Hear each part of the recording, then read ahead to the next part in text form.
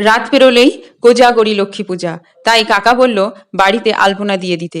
অমনি ফেব্রিক রং নিয়ে বসে পড়লাম আলপনা দেওয়ার জন্যে। পুজোর আগের দিন রাত্রে আলপনা দিতে দারুণ ভালো লাগে, কারণ রাত পেরোলেই তো পুজো, কোজাগরীর লক্ষ্মী পুজো। আর কোজাগরীর লক্ষ্মী পুজোতে আলপনার একটি বিশেষ মাহাত্ম্য আছে বলে আমি মনে করি। এই পুজোতে সবাই নিজের বাড়ি আলপনা দিয়ে ভরিয়ে দেয়। আর আমি কখনো আলপনা দিতে ক্লান্ত বোধ করিনি। সবসময় বাড়িতে মা দিদা বলেছে, এবার থাম, সিম্পলের ওপর দিয়ে দিয়ে দে, আর দিস না, এইসবই শুনেছি। তোর হাতে একবার যদি রং দেওয়া হয় তুই আর থামবি না, তোর হাতে একবার খড়িমাটি দিলে তুই আর থামবি না। কারণ সবাই তো জানে না আলপনা দিয়েই ভগবানকে তুষ্ট করা যায় বলে আমি মনে করি। ঠিক বলেছি তো? তো কাকাদের বাড়ি আলপনা দেওয়ার পর এবার চলে এসেছিলাম আমাদের বাড়িতে। বেশ রাত 10টা-11টা বেজে গিয়েছিল।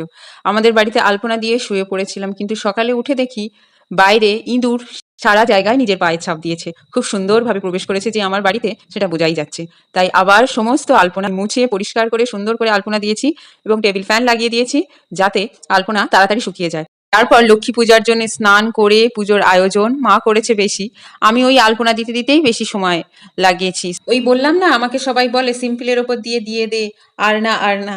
কারণ আলপনা দেওয়া ছাড়াও তো পুজোয় অনেক কাজ থাকে। আমি আলপনা দিতে দিতেই যদি সমস্ত সময় লাগিয়ে দিই, তাহলে পুজোর আর সব আয়োজন হবে কি করে। তারপরে ভোগ প্রসাদে আমি আটা মাখিয়ে লুচিটা বেলে দিয়েছি, মা ভেজে দিয়েছে। তারপরে আমি নাড়ু বানিয়েছি, মালা করেছি।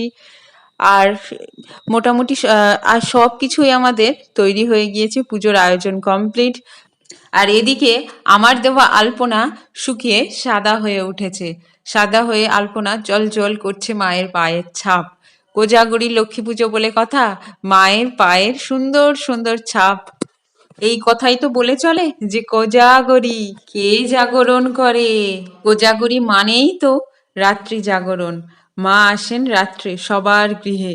ব্রাহ্মণ পাড়াতে পুজো করা শুরু করেছে শুনেই মা প্রসাদ কাটা করে দিয়েছে, এবং আমাদের ঘরে একটি ক্যালেন্ডারে মা লক্ষ্মীর অনেক রূপ আছে, তো সেখানে মা বললো একটু ধূপ আর ফুল দেখিয়ে দিতে।